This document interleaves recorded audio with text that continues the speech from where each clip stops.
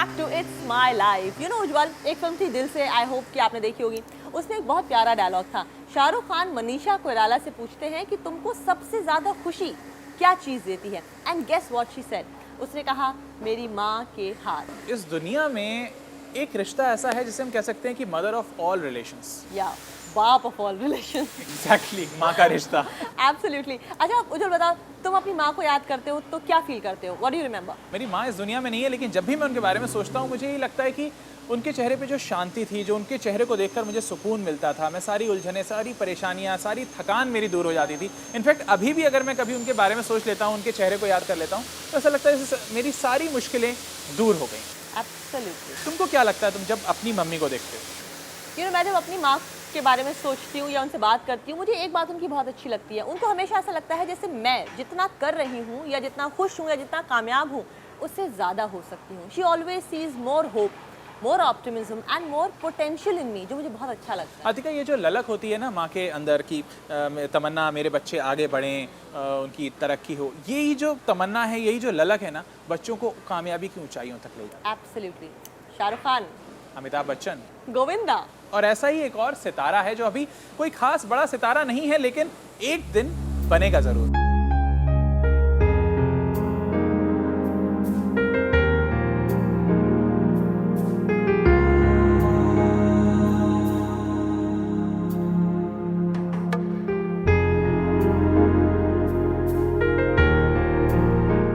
कहते हैं कि माँ के कदमों में जन्नत है और इसीलिए खुदा को भी बार बार धरती पे इस जन्नत का लुत्फ उठाने आना पड़ता है। साउथ के सुपरस्टार और आशिक बनाया आपने शीशा और अब सिंह इज किंग जैसी फिल्मों से बॉलीवुड में कदम जमा रहे सोनू सूद ने एक ऐसे मोड़ पे अपनी माँ को खो दिया जो न सिर्फ उसकी माँ का सपना था, लेकिन उनकी दुआओं का नतीजा भी था। मेरे मदर हमेशा बहुत इंस्पायर करते थे मेरे को अपने गोल्स अचीव करने के लिए, और हमेशा मेरी इंस्पिरेशन रहे from the day I left Punjab till today. और हमेशा उनको इंतज़ार था कि ज़िंदगी में कुछ ऐसी फिल्म्स आएंगी सोनू की लाइफ में जो बहुत अहम हिस्सा निभाएंगी इसके करियर में। जोधा अकबर एक ऐसी फिल्म थी जिसके लिए वो बहुत एक्साइटेड थे, लेकिन शायद भगवान को कुछ और मंजूर था और उसकी रिलीज़ से पहले उनका देहांत हो गया और वो नहीं देख पाए। जोधा अकबर के बाद एक नया चैप्टर आया, सब बड़े प्रोड्यूसर्स डायरेक्टर्स आए, उनकी फिल्म्स भी साइन हुई, शूटिंग्स भी शुरू हुई, नाम भी हुआ, लेकिन फिर भी जिसके लिए मेहनत की थी, मुझे ऐसा लगा कि वो शायद कभी नहीं देख पाए।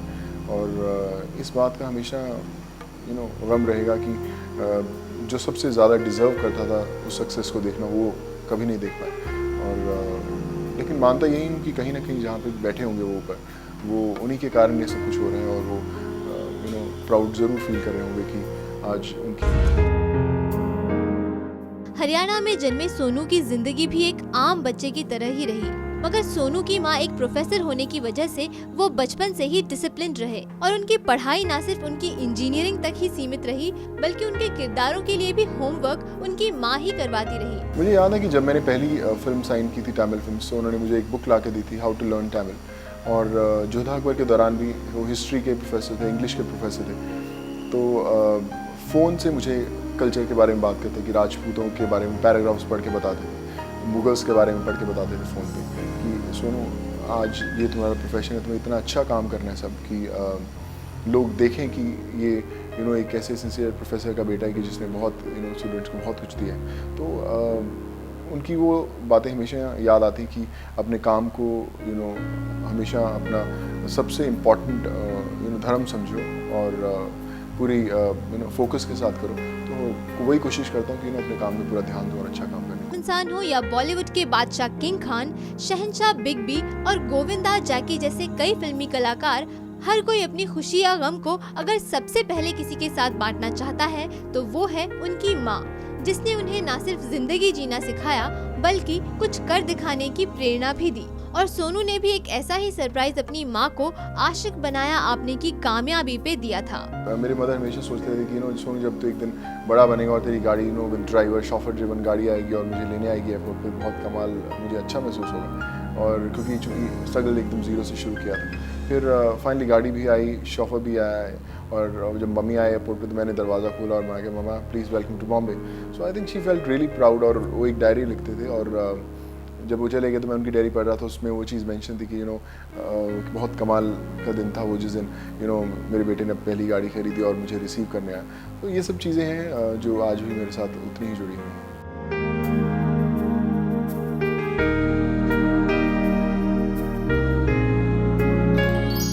अतिका, ये सोनू सूद का इंटरव्यू देखने के बाद मुझे एक ही बात ध्यान में आ रही है कि life is a bunch of different kind of experiences. हमें कभी ये नहीं सोचना चाहिए कि हमारे साथ ये बुरा क्यों हुआ, वो क्यों हो गया, ऐसा नहीं होता। क्योंकि ज़िंदगी में जो कुछ भी होता है ना कुछ हमको सिखा कर जाता है, कुछ ना कुछ हमको बता कर जाता है, आगे बढ़ने के लिए हमको कुछ इंस्पायर करके जाता है। खैर, लाइफ मूव्स ऑन एंड हमारा ये शो भी चलता रहेगा और इतना ज़्यादा नहीं चलेगा, सिर्फ 5 मिनट और चलेगा, लेकिन चलेगा।